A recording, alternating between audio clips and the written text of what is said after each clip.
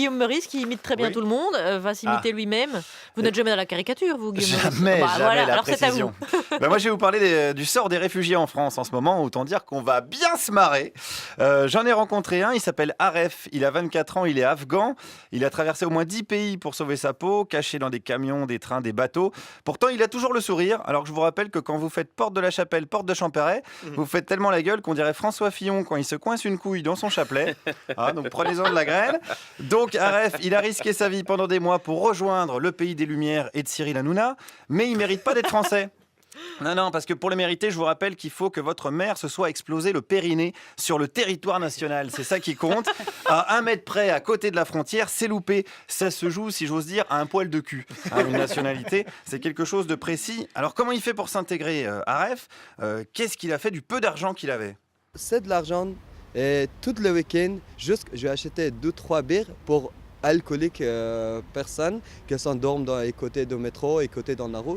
Vous achetiez de la bière pour les alcooliques? Et je donne pourquoi. Quand tu donnes une chose ou quand tu aides une personne, elles sont bien gentilles avec toi, elles sont bien parler bien avec toi. C'est pour ça que... C'est pour vous intégrer en fait. Voilà. C'est vrai qu'il y a une intégration par l'alcool en France.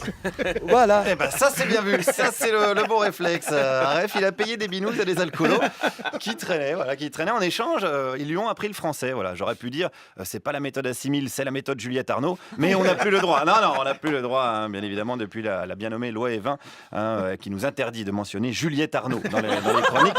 Mais revenons à Aref, hein, c'est ça l'important. Il n'est pas très satisfait de lui. Et moi, je parle mal un petit peu français, je sais, parce que j'ai pris dans la rue. Jamais je n'ai pas été dans l'école ou d'autres places pour prendre français. Est-ce que vous parlez mieux ou moins bien français qu'un CRS? Je crois, moi je trouve bien. Bah oui, moi aussi, je trouve qu'il parle bien français, surtout qu'il est là depuis 1 an et demi seulement. Et ça, c'est une provocation. On peut se le dire. C'est quoi la tradition en France? Être des quiches en langue étrangère et n'en avoir rien à foutre. On est d'accord, c'est ça qu'on revendique. Hein, isn't it, dear collègue? Of course, yes, nothing à foutre, et puis it's all. Là, il ne respecte pas Aref, il provoque. Et puisqu'on parle CRS, parlons de ses rencontres avec la police française. C'était dernière semaine, je crois que j'étais juste devant le camp, dans la rue. Et je commençais à fumer cigarette. Il y a un CRS qui est venu, il dit hey, monsieur, ça me dérange ça, vas-y, pars de là-bas, tu fumes là-bas. Je dis c'est quoi l'égalité que vous présentez? C'est quoi la vérité? On est dans la rue, on est à droit pour fumer cigarette ou pas? Ah non, mais peut-être il voulait vous protéger parce qu'il voulait pas que vous fumiez, que vous attrapiez un cancer du poumon. Bah non. Si, Aref, attention, c'est un procès d'intention. C'est sûr, ça c'est les consignes de Marisol Touraine, hein. MST comme on l'appelle. Elle lutte contre le tabagisme avec des paquets neutres et des photos de spermatozoïdes. Faut pas l'agacer, Marisol. Et le ministre de l'Intérieur non plus, faut pas l'agacer, Bruno Le Roux. Il a dit, lui, que les policiers faisaient leur travail avec conscience. Voyons voir le travail des policiers. Qu'est-ce qu'ils font? Elles sont enlevées couverture, elles sont dégagées les gens, elles sont fait gaz même pour bénévoles, pour soutien, pour réfugiés. Même il y a personnes qui sont passées dans la rue, elles sont fait gaz, elles pensent qu'eux aussi ils sont soutien. Ah, c'était peut-être pour vous désinfecter parce que vous avez des maladies. Pour dégager.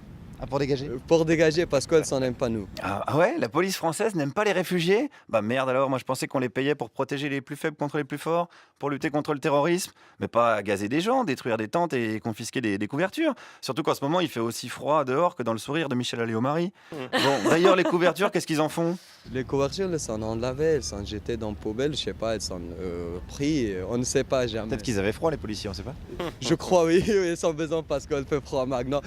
Comme que la télé sont dit la prochaine semaine qu'il vient de froid le temps, bah, c'est pour ça que les policiers ont besoin de temps, de couverture, elles sont prises. Voilà, ils ont pris parce que la police française n'a plus les moyens de se protéger du froid, à moins qu'ils aient des consignes dégueulasses et qu'ils obéissent comme des lâches, mais ça m'étonnerait quand même de la France. D'ailleurs, quelle image il a de la France, Aref? Moi, je ne veux pas dire que la France, c'est ça. Parce que quand on dit la France, ça veut dire tout le monde, le peuple, non. Je vous dis que le gouvernement de France, c'est ça, je crois. Ah merde, en plus il fait pas d'amalgame, Aref, il fait rien pour s'intégrer, c'est notre truc les amalgames, bordel, c'est la tradition. Bon, ceci dit, il a raison, il y a plein de gens qui se mobilisent, hein, comme Médecins sans frontières, le bureau d'accueil et d'accompagnement des migrants, l'association Petit-Déj à Flandre, mais ça risque de pas suffire. On a appris début janvier qu'un réfugié dénommé Denko Sissoko s'était jeté par la fenêtre du 8e étage pour échapper à la police. Il avait 16 ans. Moi, je vais vous dire, j'ai jamais été très fier d'être français, mais de plus en plus, j'ai carrément honte.